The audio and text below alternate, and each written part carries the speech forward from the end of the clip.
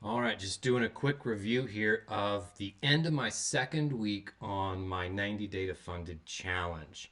So this was the week of July 14th, right in here. And I guess it's been an interesting couple weeks. I didn't do a recap of the first week. I didn't think to. So I'm starting here with the recap of the second week. And for the second week, we can look at seeing some of these stats. I got it set to do to show the return as opposed to the profit return on the days. Part of that thinking was I was wanting to not focus on the P&L at all because that's not at all relevant at this point in time. It's more important just to get in, get the trades, follow my rules, maintain my emotional control, execute, and see what happens.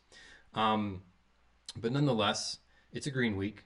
And I kind of laugh a little bit when I see, like, oh, it's a green week and it's $86. Like, that is laughable, right?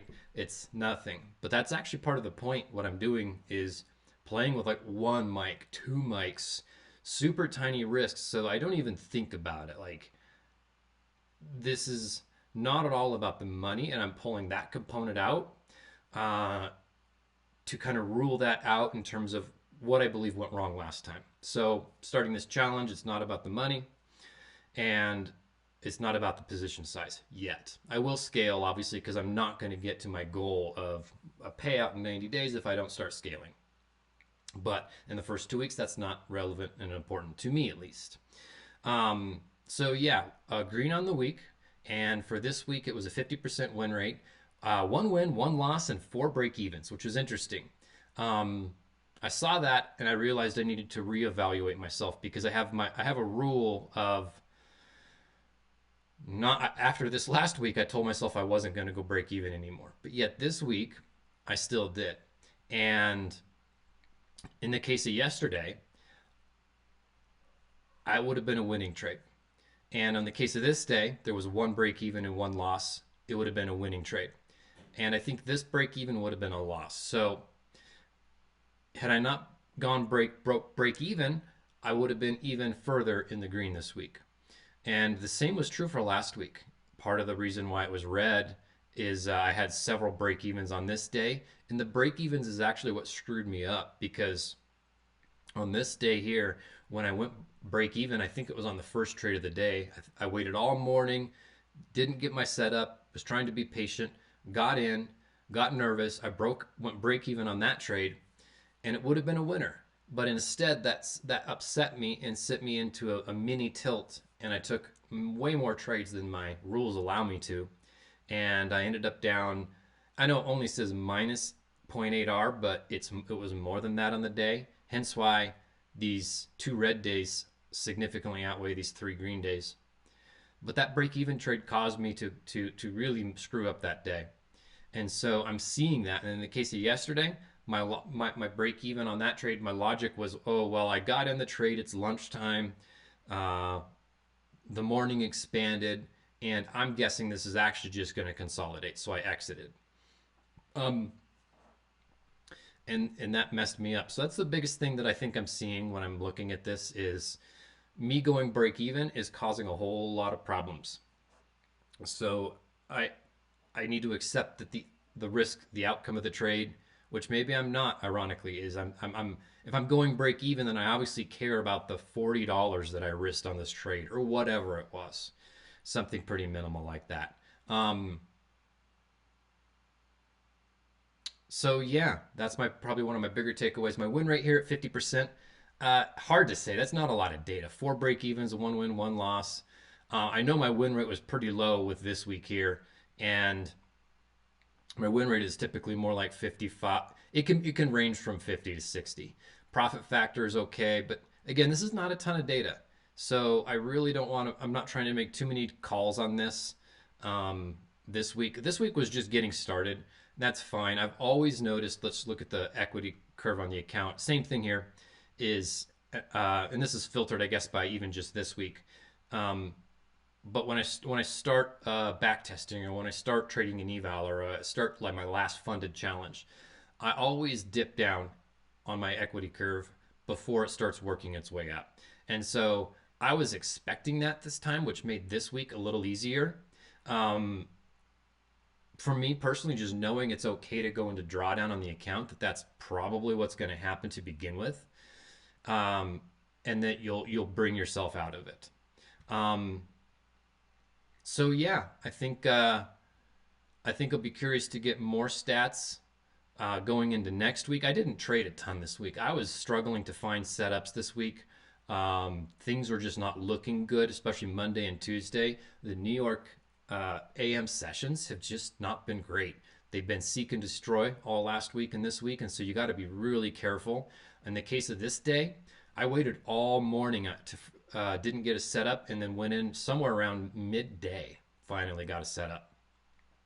So my patience has been tested. For me, this current price action at all-time highs on the NQ has been a little tougher.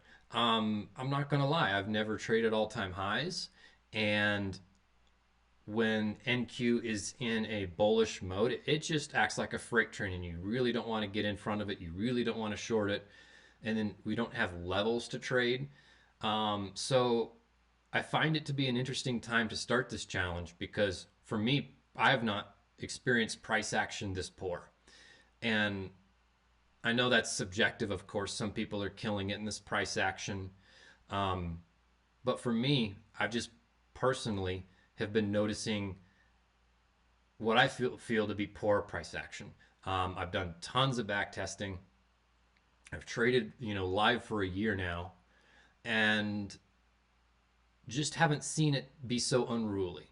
Seen the all three indices, NQES and Dow, being uncoupled. So yeah, I guess that's just my take on it. It's been difficult price action.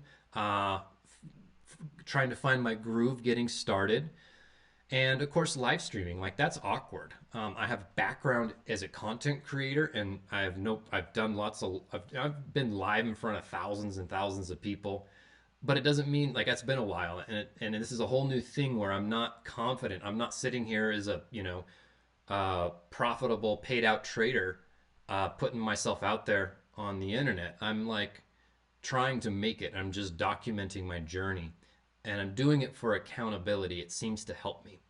On one hand, it makes me more nervous and a little gun shy, and that's a good thing. It keeps me a little more conservative, uh, and that's what I was looking for by going live. Was really trying to avoid these kind of sessions, and that's exactly what happened here. Is I went in the PM session, I wasn't live, so I took my break even live, and then in the PM session I didn't stream. I didn't think to, and that's when I had trouble and I went on tilt. Um, so I made the rule to only be trading if I'm live, and so it's helpful in that way. So just trying to find my groove. I feel a little wounded from my last attempt at a payout and how quickly I screwed it up after building my account up. So I think there's that too, a little bit of PTSD from that.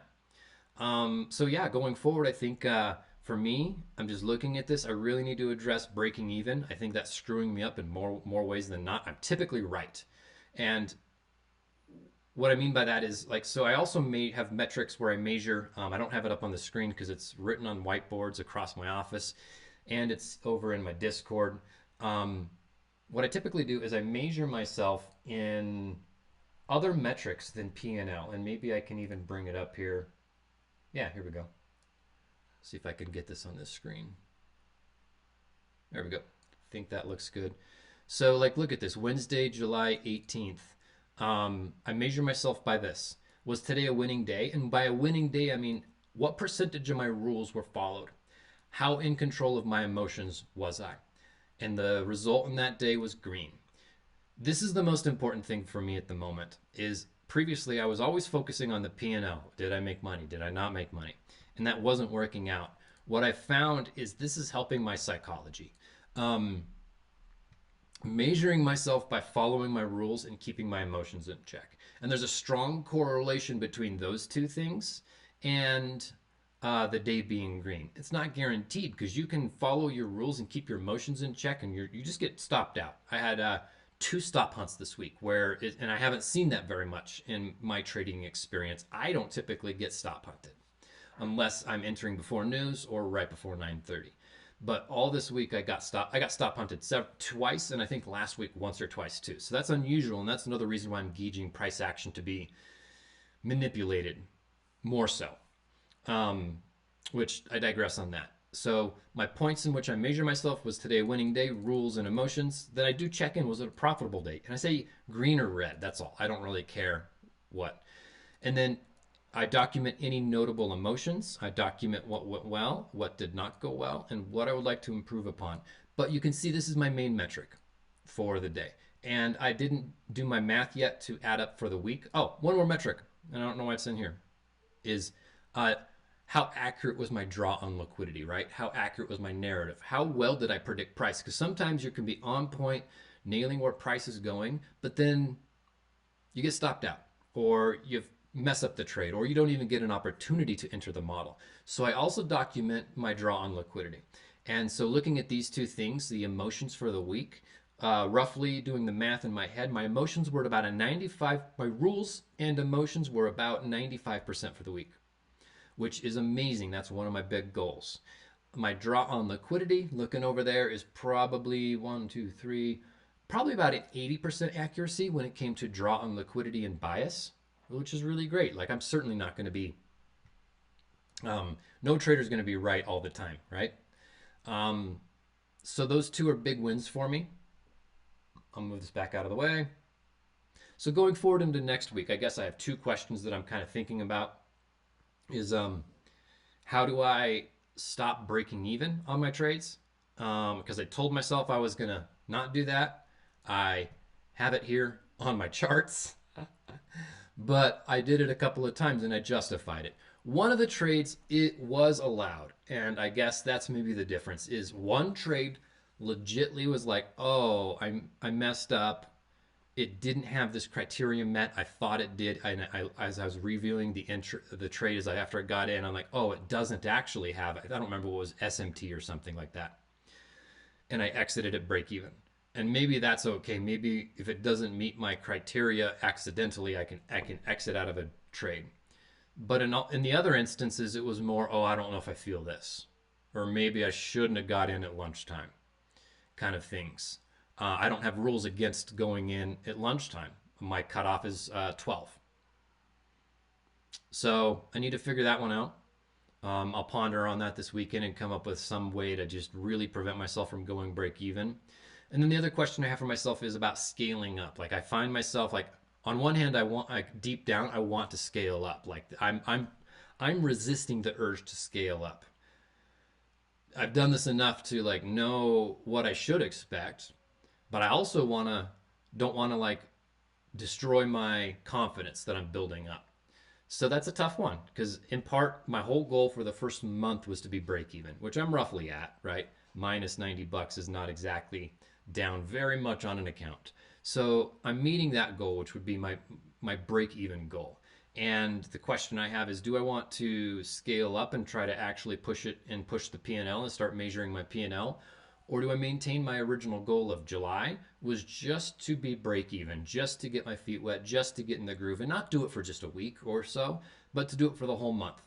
And then that still gave me plenty of room to be able to make a payout possibly by the end of this 90-day challenge. Like, that's like, if I go break even in July and then my next 2 months, I need to average like $50 a day to hit the payout. So it's a really easy, low barrier I'm trying to say is just this really easy target.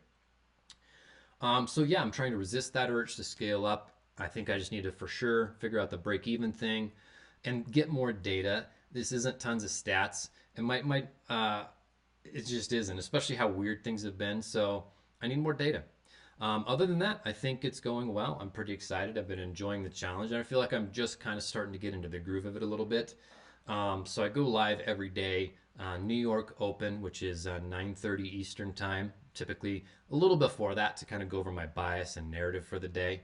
But for sure by 9:30 I'm live. So if you're still here watching this, I would love it if you joined me on the live and kept me company, because it's It's boring sometimes just sitting here into the desk by yourself. So that's a wrap on week 2 of my 90 day to first payout challenge.